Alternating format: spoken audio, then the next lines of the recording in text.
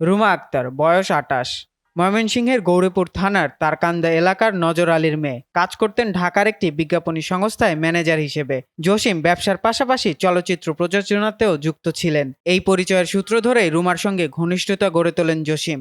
পরিচয়ের পর তিনি রুমাকে চাকরি ছেড়ে দিতে বলেন। চাকরি ছেড়ে রুমা রাজধানীর কাফরুলের একটি ফ্ল্যাটে বসবাস শুরু করেন জসিমের রক্ষিতা হিসেবে। এই ফ্ল্যাটেই অন্য নারীদের এনে ভোগ করতেন জসিম দিনের পর দিন। এটা জানতো না জসিমের বা রুমার পরিবার, পাপের ফল দুনিয়াতেই ভোগ করতে হয়। রুমা জেলে, জসিম পরপারে। ব্যবসা, পরিবার, স্বজন সবাইকে বিপদে ফেলে চলে গেলেন জসিম। এমন করুণ মৃত্যু কোনো মানুষেরই কাম্য নয়। শিল্পপতি জসিমউদ্দিন মাসুমের গতকাল ক্ষতবিক্ষত 7 টুকরা লাশ উদ্ধার হয়। আমাদের পুলিশ তাৎক্ষণিক এই মামলার তদন্ত শুরু করে এবং গুলশান থানার একটা জিডি সূত্র ধরে আমরা এই ডিসিস্টের পরিচয় জানতে পারি এবং এই ডিসিস্টের সঙ্গে রুমা নামে একটা মহিলার কিছুটা অবৈধ সম্পর্ক ছিল বলে প্রাথমিকভাবে জানা যাচ্ছে এবং তিনি এই খুন করেছেন এবং খুন করে লাশ আমাদের ব্রিজের পাশে ওখানে ফেলেন, বিভিন্ন জায়গায় টুকরা টুকরা করে ফেলে দেন। আমরা লাশের টুকরাগুলো উদ্ধার করেছি। পাশাপাশি আমাদের তদন্তকারী দল এর সাথে জড়িত যে চাপাতি, জামার অংশ সবকিছু আমরা উদ্ধার করেছি। তদন্ত অব্যাহত আছে। আসামি একজন গ্রেপ্তার আছে, অন্যদেরও জিজ্ঞাসাবাদ চলছে। অন্য নারীর প্রতি আসক্তির কারণে ৬২ বছরের প্রেমিক জসিমকে হত্যা করে ৭ টুকরো করে রুমা। লাশ ফেলে দেন পূর্বাচলের লেকে। পরিবারের জিডি, গোয়েন্দার চেষ্টা, ধরা পড়ে রুমা। বের হয় জসিম খুনের রহস্য। নারী লোভ না থাকলে জসিমের আয়ু এত তাড়াতাড়ি নাও শেষ হতে পারত বলে অনেকের বিশ্বাস। গত রবিবার থেকে ভাই নিখোঁজ। তো বিভিন্ন সংস্থায় যে তার নামে জিডি করা হয়েছে যে কি হলো, সে কোথায় গেল। তো তার উদ্দেশ্য ছিল নারায়ণগঞ্জে আসবে, মানে ফতুল্লা তার যে ডাইং, সে হচ্ছে 4 ব্যাংকের প্রতিষ্ঠাতা। তো এখানে আসবে রওনা দিয়েছিল। তার ড্রাইভারকে সে বিদায় করে দিয়েছে, বলছে যাও ব্যাংকে কাজ আছে, আমি ব্যাংকের কাজ শেষ করে আমি সস্তাপুর চলে যাব।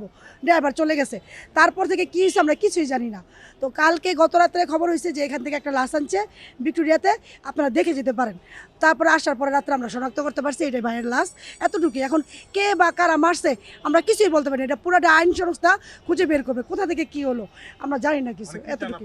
কিভাবে একটা মানুষ পারে যে 7টা টুকরা করতে একটা মানুষকে, এবং তার মাথাটা এইভাবে থেতলাইছে, মানে আপনারা দেখলে অনেক ভয় পাবেন যে কীভাবে একটা মানুষকে মারতে পারে। আর এইগুলো নেশাখোর ছাড়া কেউ সম্ভব না। আমি চাই এই দুনিয়া থেকে নেশা উঠে যাক। আইন সংস্থার কাছে একটা দাবি থাকবে, নেশা যেন আমাদের দেশে না ঢুকতে পারে। সবাইকে। রুমা আক্তারকে বিয়ে করেনি জসিম, উল্টো অন্য নারীর প্রতি আসক্তি। তাই 10 নভেম্বর রাতেই ঠান্ডা মাথায় পূর্ব পরিকল্পিতভাবে খুন করেন রুমা জসিমকে। রুমার এই খুন যখন করেন তখন রাত। কাফরুলের ফ্ল্যাটে খুনের সময় রুমাকে সহায়তা করেন বান্ধবী রুকু। এরপর দুজনে মিলে লাশ গুমের চেষ্টা, সিসিটিভির ফুটেজ, গোয়েন্দা বাহিনীর তৎপরতা, আটক হন রুমা ও রুকু। তারা এখন জেল হাজতে। রুমা জসিমকে খুন করে লাশ টুকরো করেন বাসায়। এরপর লাশের টুকরো ফেলেন অপরাধজন পূর্বাচলের লেকে। অত্যন্ত ভালো লোক ছিল, ওনার তুলনা হয় না। ওনার একটা সামাজিক, ধার্মিক সব দিক দিয়ে সে খুব ভালো লোক ছিল। ওনার ইন্ডাস্ট্রিতে অনেক লোক কাজ করেই তার জীবিকা নির্বাহ করতেছে। ওনার সুষ্ঠু বিচার চাই, এর যাতে পূর্ণ তদন্তের মাধ্যমে সুষ্ঠু বিচার চাই। এরকম কোনো তথ্য আমাদের কাছে নাই, সত্যতা ছিল কিনা। কেন উনি সমাজসেবী, শিল্পপতি, উনি একজন ভালো মানুষ, ওনার কোন সত্য থাকবো কেন? কারা কীভাবে কে মারছে জানি না।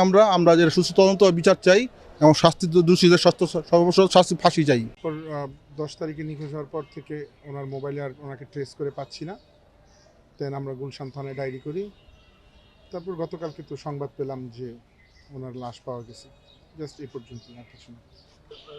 অবশ্যই এটার আমি সর্বোচ্চ শাস্তি দাবি করি এবং যারা এটার সাথে জড়িত তাদের অবশ্যই প্রত্যেকের আমি ফাঁসি চাই। এছাড়া তো এর চেয়ে চাওয়ার তো আর কিছু নাই। এইটাই আমার চাওয়া, ফাঁসি চাই তাদের। এই শহরে এমন রুমা ও জসিম রয়েছে শত শত। নির্মম পরিণতি হবার পর বের হয়ে আসে সেই পাপের জীবনের কাহিনী। কিন্তু থেমে থাকে না পাপ, অসামাজিক কাজ, সম্পদ, আয়ু, সৎ জীবনকে নষ্ট করার জন্য পাপের চর্চা একাই 100।